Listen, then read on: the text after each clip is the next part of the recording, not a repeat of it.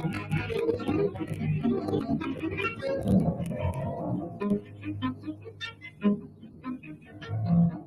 keep thinking about something you said. Something I said? Yeah. About how you often feel like you're observing your life from the perspective of an old woman about to die. Remember that? Yeah. I still feel that way sometimes. Like I'm looking back on my life. Like my waking life is her memories. Yeah, exactly. I heard that Tim Leary said as he was dying that he was looking forward to the moment when his body was dead, but his brain was still alive. You know how they say that there's still 6 to 12 minutes of brain activity after everything else is shut down? And the second of dream consciousness, right? Well, that's infinitely longer than a waking second. You know what I'm saying? Oh, yeah, definitely.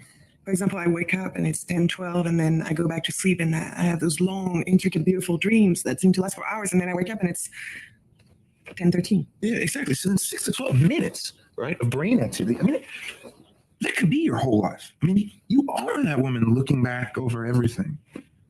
Okay, so what if I am? Then what would you be in all that? Whatever I am right now. I mean, yeah, maybe I only exist in your mind.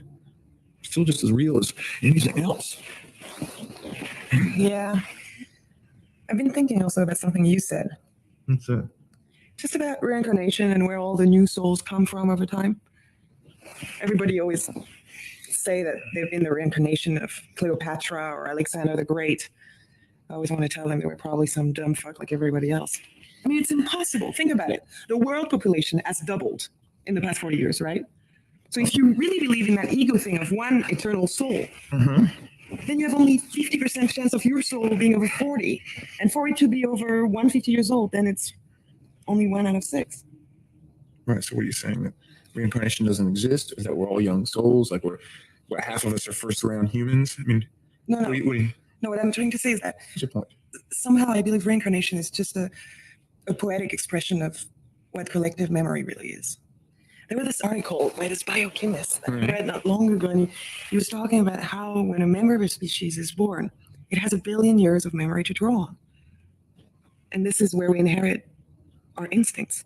I like that. It's like there's this whole telepathic thing going on that we're all a part of, whether we're conscious of it or not. I mean, that would explain why there's all these, seemingly spontaneous worldwide innovative leaps in science and the arts, like the same results popping up everywhere, independent of each other. Some guy on a computer, he figures something out, and then almost simultaneously, a bunch of other people all over the world figure out the same thing. Mm-hmm. They did this study. They isolated a group of people over time, and they monitored their abilities at crossword puzzles, right? And in relation to the general population. And then they secretly gave them a day-old crossword, one that had already been answered by thousands of other people, right? And their scores went up dramatically, like 20%. So it's like once the answers are out there, people can pick up on them. Like we're all telepathically sharing our experiences.